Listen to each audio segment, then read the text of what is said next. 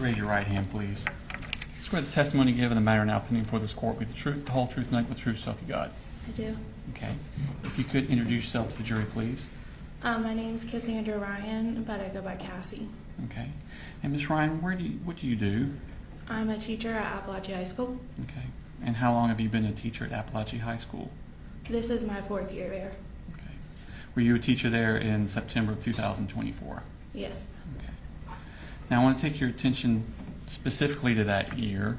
What did you have like a specific assignment of what you're supposed to do before school starts?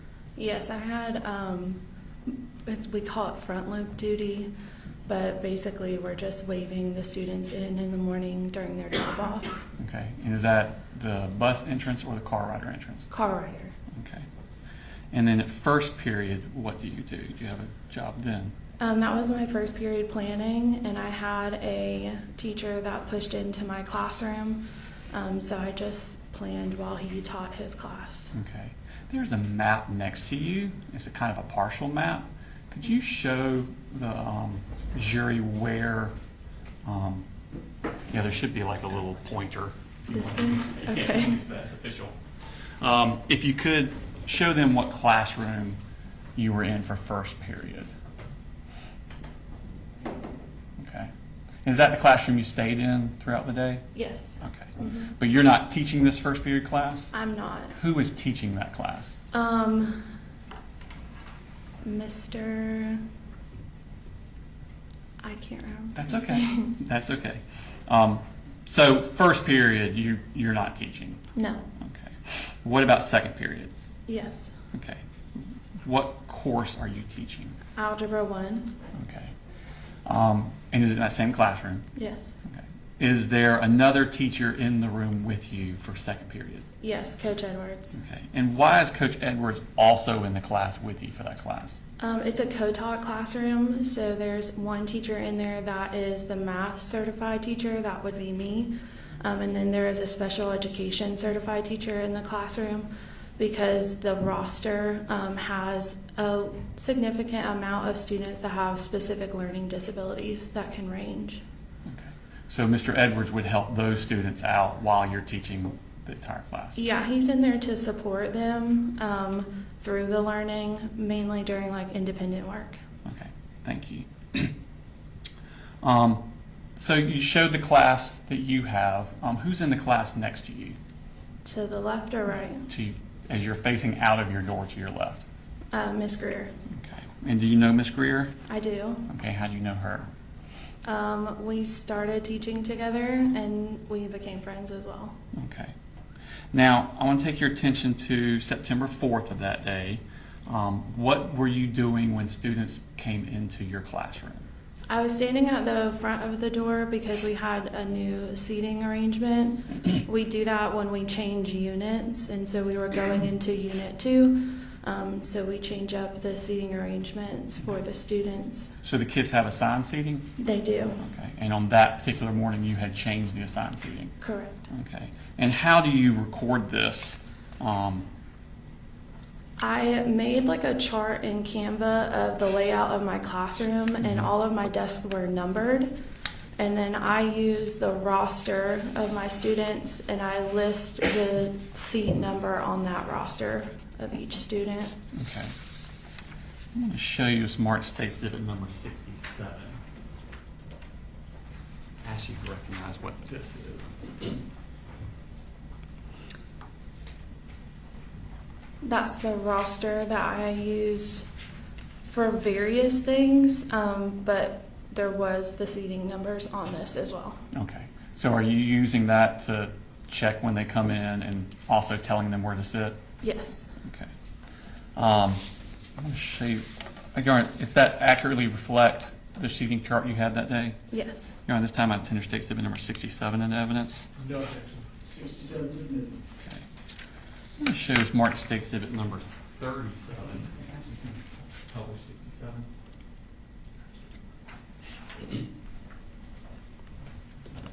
So the numbers on the left are the seating numbers or the ones on the right? The numbers on the right. Okay. That would be correspond to a seat in your. Yes. Okay. Show you Smart State Exhibit number 37. ask you to recognize what that is. This is a roster of my classroom. Okay. And were those the kids that were present in your classroom that day? September 4th, 2024. Yes. Okay. And were all of those students on that day under the age of 18? Yes. Was Stephen Edwards also in your room on September 4th, 2024? Yes. Okay. Your Honor, I tender State Exhibit number 37 into evidence this time. No objection. 37 is admitted. Okay. Now I'm going to show you what's marked as State Exhibit number 38. Ask you to identify what that is. This is the seating chart layout that I created of my classroom. Okay. Has names been added to the numbers? Correct. Yes. And are those names added to the numbers accurate as to where the children were assigned to be seated that day?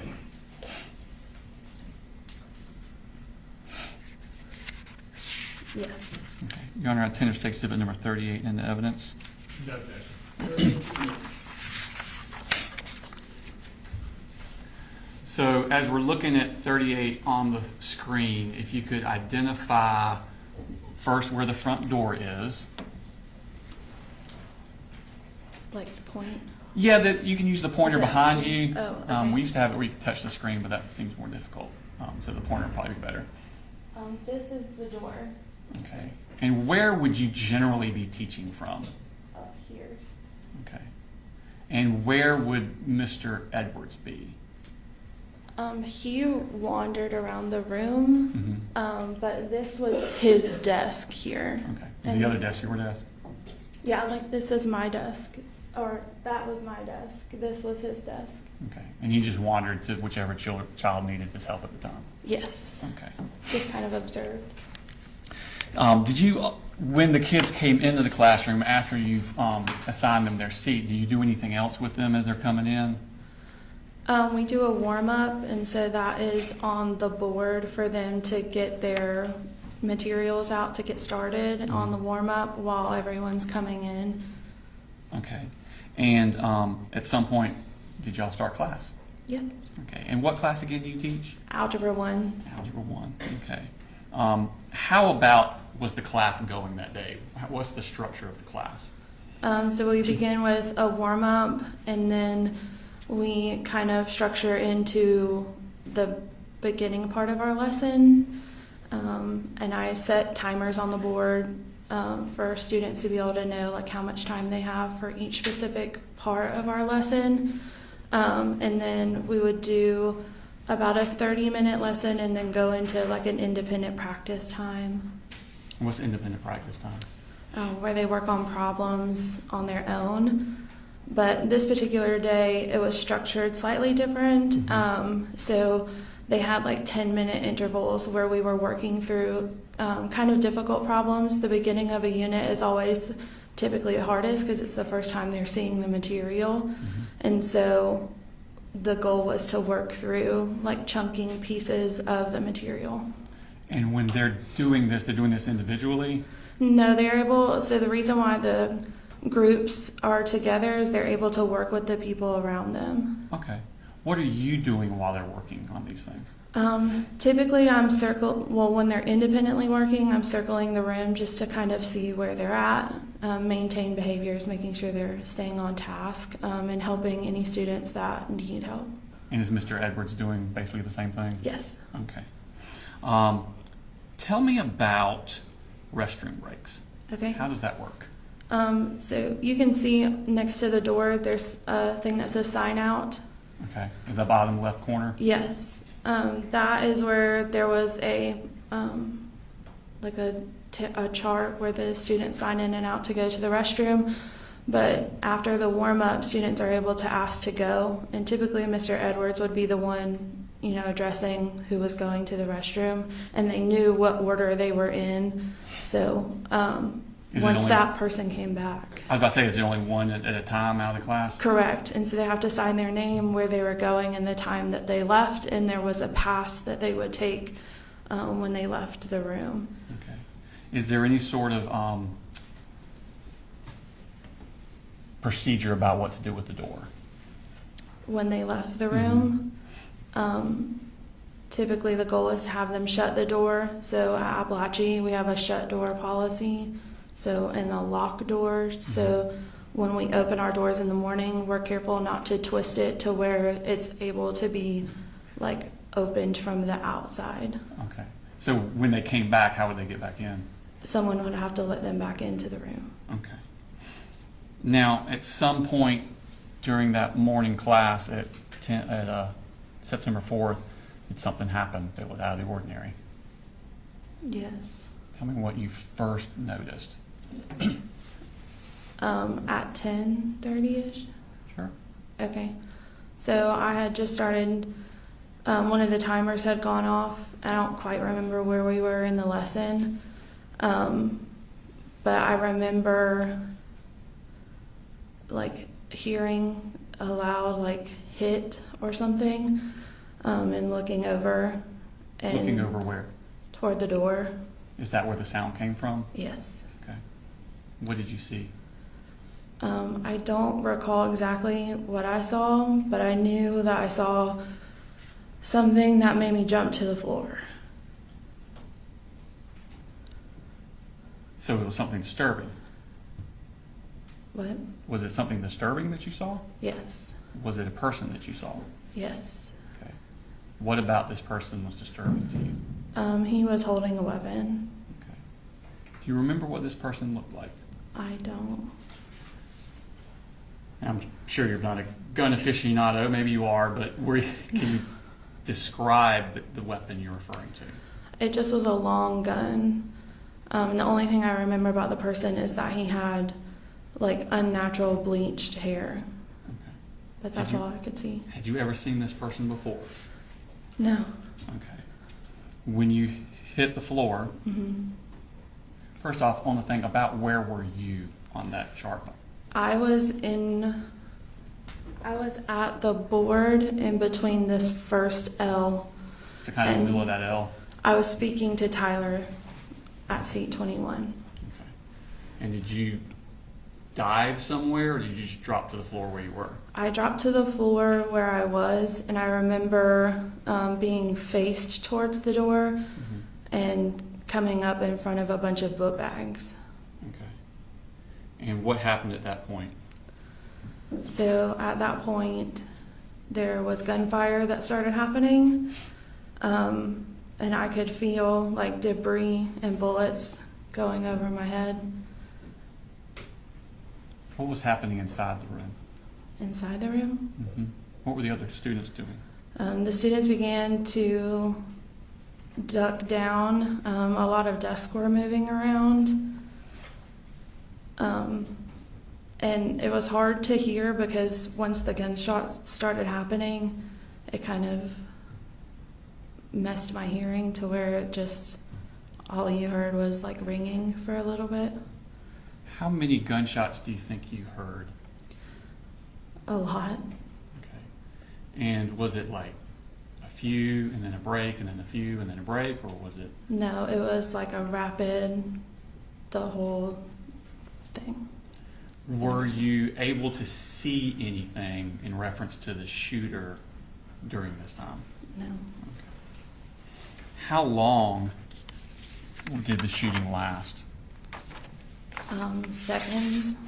It didn't feel like seconds, but it was seconds. Okay. When you look up, was the shooter still in the room? No. Do you know how far he came into the room? I think he just stepped 1 foot in. Okay. Once he left, was the door open or shut? Once he left, I remember starting to get up, and I saw the door closing, and Ronaldo was throwing chairs toward the door. Okay. Tell me about what happened at that point. What's going on inside the room? So I remember seeing Ronaldo throw the chairs and then dart to the corner of the room. When I stood up, I was starting to walk toward the door, and then I heard Natalie say Mr. Ryan had been shot. And when I looked at her and I looked down, I could see the pool of blood, and I could see her wound. Was that Natalie Griffith? Yes, Okay. What wound did you see? Where was it? it was on her wrist, up right above her wrist. I could see the bone exposed. How was she? Was she conscious? She was, yeah. Okay. And was she saying anything or doing anything? She just kept repeating that she had been shot, and so I grabbed her and laid her on the ground, and then I grabbed a nearby hoodie and wrapped it around her wrist to try to help the bleeding. And then I heard Melanie say that she had also been shot. Is that Melanie Delira Castaneda? Correct. Okay. Am I pronouncing that name right? Is it Delira? I think it's Castaneda. Okay. And did you see her wounds?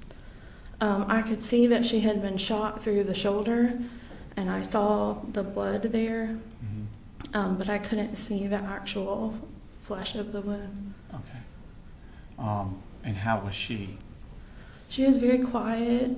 I think she was scared, but I've known Melanie for a little while before, and so she does have a very calm demeanor, and so she was very calm and quiet, and just grasping her shoulder. Did she appear to be in pain? Yeah.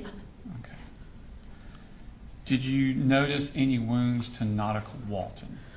I did. So once I had laid Natalie down and I put Melanie next to Natalie, there was a group of girls that were already in the corner, and one of them, Hayden, had asked if we should move the smartboard in front of the door, and at that point I was trying to assess what was happening, and so I then saw Nautica on the ground, and she was quite frantic and grasping at the back of her leg.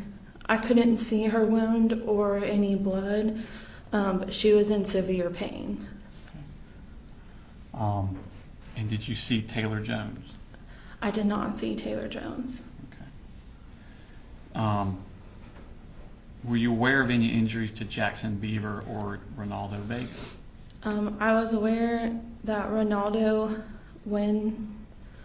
after the police had come in, he had said something that he was also injured.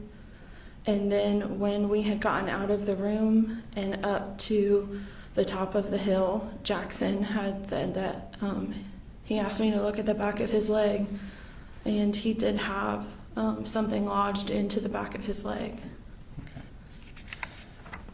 Did you see Christian Angulo in the room? Mm-hmm. Where was he located at?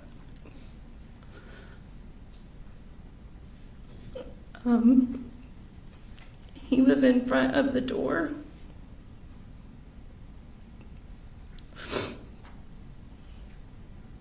And he was on the ground. What could you tell if he was alive or not? He was alive. And Coach Edwards said that we needed to make a barricade around him after everything, all the shots had fired. And so they stacked desk around because he didn't want to move him. And while I was helping Natalie and Melanie and Nautica in the corner, there was a moment where me and Coach Edwards had looked at each other and said that they needed to come because it wasn't good. And when they came finally, they had pronounced him dead while we were here. It shows Mark Stacy at number 39. Recognize that. Yes, that's Christian. Is that an accurate representation of Christian Angulo? You are on Interstate Exhibit number 39 in the evidence. No objection. 39. Could you tell where he had been injured at? I didn't get close enough to him to see where he had been shot. How long did y'all stay in that room before the police came? It was quite a bit of time. I would say probably 20 minutes. Okay. How did they get in the room, the police? They had a key. And they had to push through all of the stuff they had piled in front of the door. Y'all had barricaded stuff in front of the door? Okay. Ronaldo did. What did they do when they came in first? They had their weapons drawn and were telling everyone to put their hands up, but I had stood up out of the corner and walked in front of the middle of the room and said, "No, we need help." Okay. And did medical personnel start coming into the room? They did not. So I had started to tell them where everyone that I knew was hurt. And they had, at the beginning, asked me to help carry Natalie because there was only a few of them. And then more ended up coming into the room. Okay. So they took Natalie out? I didn't see them take Natalie out. So when they came in the room, they flipped the lights on. And that's when the students had noticed Christian on the floor. And they knew he wasn't with us anymore. And so the students began to get really upset. And they had pronounced him dead, but we had to walk by him out the door. Because he was right in front of the door? Yeah, and Martin started holding Brittany's face and telling her she could do it. And I had to grab Hayden and tell her that it was going to be okay, just to get them out the door. Where were they going? They were exiting us up towards the right, up the top of the hill after you leave J Hall. Okay. Did you stay at the top of the hill very long? No, or I don't know. We were the first ones up on the top of the hill. So y'all were like the first students evacuated?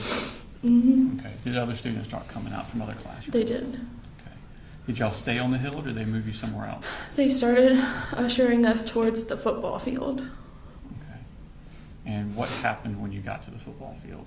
I started ushering students to the football field and waving my hands.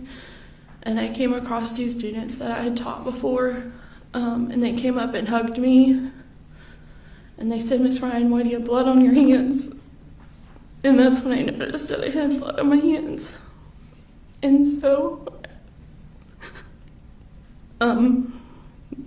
I just hid my hands because I didn't know where to go wash them yet.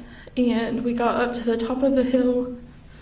And I can't really remember what they were wanting us to do, but we just got all the students to the middle of the football field. At some point, did you realize that one of your students was missing? Yes, a student approached me and asked me where Mason was. That they had looked online and saw that he was in my classroom. And so I began helping them look for him. And at one point I came across Miss Schumerhorn. Mason's mother? Yes. Okay. And we began looking for Mason, and Miss Lee, which was his advisor, came and helped start looking for him. And we were thinking that maybe he heard what happened and had ran. Why did you think that? Because he had done that before. Not in high school, but in his earlier education. Does he have a learning disability? He does. Okay. How long did y'all look for Mason? Hours. It shows Mark Stacy number 68.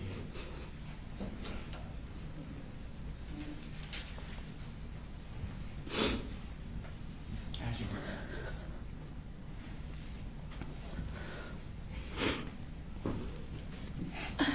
That's my sign in and out sheet. Is that the piece of paper you said was on the board where kids would sign out to the bathroom? Mhm. Who was the last? Does it accurately reflect the sign-out sheets you had in your room that day? It does. Your Honor, Tender State Exhibit number 68 in evidence. No objection. All right, 68.